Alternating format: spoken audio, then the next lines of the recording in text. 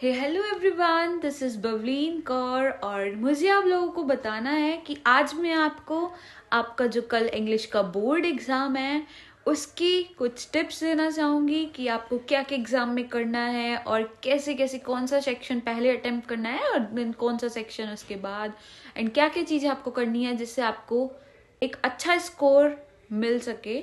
ठीक है, so let start. सबसे पहली टिप जो आपको करनी है वो ये है कि आपको, जैसे आपको पता ही है आपका जो एग्ज़ाम है वो 3 आवर्स का होता है, ठीक है, और 15 मिनट्स पहले आपको क्वेश्चन पेपर मिल जाता है। तो जैसे इंग्लिश के एग्ज़ाम है उसमें हमारे कौन कौन से सेक्शन होते हैं। सबसे पहले तो हमारा होता है रीडिंग सेक्शन, उसके बाद राइटिंग, ग्रामर सेक्शन, फिर उसके बाद हमारा लिटरेचर सेक्शन। तो हमको सबसे पहले 15 मिनट्स मिलते हैं पेपर रीड करने के। उसमें आपको सबसे पहले अपना जो आपका रीडिंग सेक्शन है ना, बहुत से बच्चे अपना टाइम वेस्ट करते हैं पूरा पेपर देखने में, क्या क्या चीज़ें आई हैं पेपर में, हमें क्या क्या आता है क्या क्या नहीं आता। फिर वो बाद में डिमोटिवेट हो जाते हैं कि इतने सारे क्वेश्चन हमको नहीं आते और ये वो। तो आपको वो जो आपके 15 मिनट्स हैं उनको वेस्ट नहीं करना है। आपको उन 15 मिनट्स में अपना जो रीडिंग, आपका रीडिंग सेक्शन होता है, जो पैसेज होता है उसको कंप्लीट कर देना है, अपना पूरा पैसेज रीड करना और जो जो क्वेश्चंस मतलब पूरे 15 मिनट्स को आपको कंज्यूम करना है अपने पैसेज पे। जितने क्वेश्चंस हो सके उतना ठीक है। जैसे ही वो 15 मिनट्स कंप्लीट हो जाए, आपको आपकी वो मिल जाती है जब नोटबुक, तो उसके बाद आपको जो मतलब अपना सबसे पहले आपको कौन सा सेक्शन उसमें नोटबुक में करना है, तो सबसे पहले आपको अपना लिटरेचर सेक्शन अपनी नोटबुक में करना है, क्योंकि पहला पॉइंट तो लिटरेचर सेक्शन जो है वो सबसे ज़्यादा मार्क्स कवर कर। फिर उसके बाद आपको सेकंड नंबर पे अपना जो आपका ग्रामर पोर्शन है, मतलब ग्रामर राइटिंग सेक्शन जो होता है वो सब कर देना है। उसमें जैसे लेटर वगैरह और जो सब चीज़ें आती हैं उनको जल्दी जल्दी अपना कंप्लीट कर दो। फिर उसके बाद अपना लास्ट में आपका जो रीडिंग पोर्शन है, जो आपने 15 मिनट्स में स्टार्टिंग में जो पढ़ लिया था उसको कंप्लीट कर दो, जो जो आपने आंसर स्टिक लगा लिए थे। उसके बाद सबसे एंड में आपको अपना राइटिंग पोर्शन करना है, क्योंकि बहुत से बच्चे अपना राइटिंग पोर्शन स्टार्टिंग में करने लग जाते हैं तो वो उस पर अपना बहुत ज़्यादा टाइम वेस्ट कर देते हैं और उस वजह से उनके जो लिटरेचर के कुछ क्वेश्चंस हैं वो रह जाते हैं।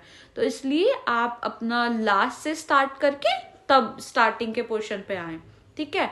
और मतलब ऐसा है, जिस सेक्शन को आप पहले स्टार्ट करें ना तो पहले उस सेक्शन के सारे क्वेश्चंस को कवर कर दो।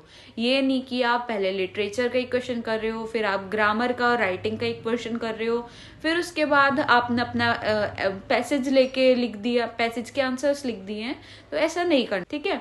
नेक्स्ट स्टेप ये है कि जैसे जो लिटरेचर पोर्शन है उसमें ना लिमिट दी होती है कि अगर वो शॉर्ट आंसर है तो वो 30 to 40 वर्ड्स में आपको लिखना है, लॉन्ग है तो मिनिमम 100 to 120 वर्ड्स में लिखना है।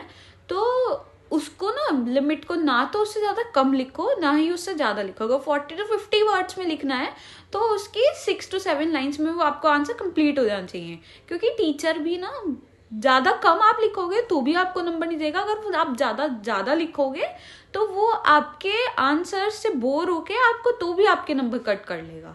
तो इसलिए जो लिमिट इसको फॉलो करो और उसी लिमिट के हिसाब से अपना आंसर लिखो। फिर उसके बाद नेक्स्ट क्वेश्चन बहुत सारे बच्चों के माइंड में आता है राइटिंग पोर्शन में कि जो लेटर है उसको हमें सिर्फ एक पेज पे ही कवर करना है, पर ऐसा नहीं है। लेटर को जहाँ से मतलब पूरा अपना मेन कंटेंट, उसका पूरा फॉर्मेट, पहले ऊपर उसके एड्रेसेस वगैरह, फिर नीचे आपका जो मेन बॉडी वगैरह होती है, फिर क्लोजर वर्ड। तो ऐसा नहीं है कि आपको एक पेज पे करना है, जितने में आपका आए उतने में आप उसको कवर करो, ठीक है। फिर नेक्स्ट स्टेप ये है कि जैसे मैंने आपको बताया था कि जैसे आपके जो मेन पॉइंट्स होते हैं ना उसको पेंसिल से ज़रूर अंडरलाइन करो। टीचर के पास इतना टाइम नहीं होता कि वो आपका पूरा कंटेंट जो आपने लिखा है, पूरा आंसर को रीड करे। वो आपके मेन पॉइंट्स जब आपने अंडरलाइन करे होंगे ना उसको देखेगा, हाँ बच्चे को इतना पता है, इस आंसर में इतना पता है, तो वो आपको अच्छे नंबर दे देगा, ठीक है।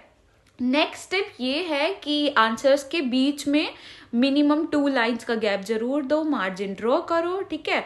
दोनों साइड की कॉपी पे मार्जिन भी ड्रॉ करो। एक साइड पे आप अपने क्वेश्चंस को लिखना, क्वेश्चंस को एकदम सीरीज वाइज लिखना है, जो सा आप क्वेश्चन नंबर कर रहे हो बिल्कुल एक्यूरेट वही लिखना है, ये नहीं कि आप कर दूसरा रहे हो लिख दूसरा रहे हो। और दूसरी साइड जो आपकी लाइन है, मार्जिन जो है राइट हैंड साइड वाला, उसके आउटसाइड में उधर आप कुछ ना लिखो, उसको ब्लैंक छोड़ दूं। ठीक है। नेक्स्ट स्टेप ये है कि जैसे कोई भी क्वेश्चन आपको छोड़ के नहीं आना, आपको आता है तो भी लिखना है, नहीं आता आपको तो भी लिखना है। उस चैप्टर से रिलेटेड, अगर आपको चैप्टर भी नहीं पता, अपने किसी भी सिलेबस से रिलेटेड, वो जो आपको वर्ड दिया हुआ है क्वेश्चन में उससे रिलेटेड कुछ ना कुछ वहां पे लिख के आओ। और ठीक है, और अपने आंसर्स में ना बहुत ज्यादा इजी वर्ड्स का यूज मत करो। हर चैप्टर के ना कुछ कुछ जो इम्पोर्टेंट कीवर्ड्स हैं या फिर उस चैप्टर में थोड़ा अच्छे अच्छे जो वर्ड, स्पेशल वर्ड्स यूज करें, उनका ही यूज आप अगर अपनी एग्जाम नोटबुक में करोगे और उनको उसके बाद पेंसिल से अंडरलाइन कर देना, तो वो टीचर के ऊपर एक अच्छा इंप्रेशन जाएगा कि हाँ बच्चे ने पढ़ा है, उसको पता है कि क्या वर्ड्स यूज हुए हैं। इजी वर्ड्स का थोड़ा कम इस्तेमाल करना। बहुत बच्चों को ये डाउट होता है कि हम ब्लू पेन से लिखें, ब्लैक पेन से लिखें, मतलब अपने नोटबुक में हमें कौन कौन से पेन यूज करने चाहिए। तो ठीक है, अगर आप सीबीएसई बोर्ड से हो तो आपको ब्लैक पेन का यूज नहीं करना है। ठीक है, तो सीबीएसई बोर्ड में ब्लैक पेन रिस्ट्रिक्ट होता है। ठीक है, और अगर आप बाकी सीबीएसई से अलग अपने किसी और बोर्ड हो, लाइक आईसीएसई बोर्ड, तो आप ब्लैक पेन का यूज कर सकते हो। और बाकी अगर और किसी बोर्ड से, आप यूपी बोर्ड वगैरह से, तो आप अपनी बोर्ड की जो आपकी वो है लिस्ट, उसमें अपने इंस्ट्रक्शंस को आप पढ़ सकते हो। अगर उसमें लिखा है तो आप यूज करना, और नहीं लिखा तो वैसे तो बाहर ही जब आपकी चेकिंग होगी वो तभी आपका निकलवा देंगे। और मिनिमम अपने 2 to 3 पेन्स जरूर लेके जाना। ठीक है, ताकि आपका अगर एक पेन वर्क ना करे या फिर अटक जाए, वो ना चले, तो आपका दूसरा पेन आप यूज कर सकते हो। ठीक, देन अपनी जो आपकी स्पीड है ऑल ओवर द एग्जाम, उसको मेंटेन करके चलना। इंग्लिश का पेपर एक बहुत अच्छा स्कोरिंग एग्जाम होता है। ये बहुत हार्ड नहीं आता जैसे बच्चों के बहुत मन में बना होता है कि इंग्लिश है बहुत हार्ड पेपर आएगा। ऐसा कुछ नहीं है। इंग्लिश का अगर मेरे अकॉर्डिंग मानो तो सबसे इजी पेपर इंग्लिश का ही आता है, और ये एक स्कोरिंग सब्जेक्ट है। ठीक है, और इसमें आपको बस मेन जो आपका काम है वो ना स्पीड का है। अगर आपकी स्पीड ठीक है और आपको पता है हाँ ये है, तो आपका सारा एकदम अच्छे से कवर हो जाएगा सब कुछ। ठीक, तो बस यही था आज के लिए। That's all for today.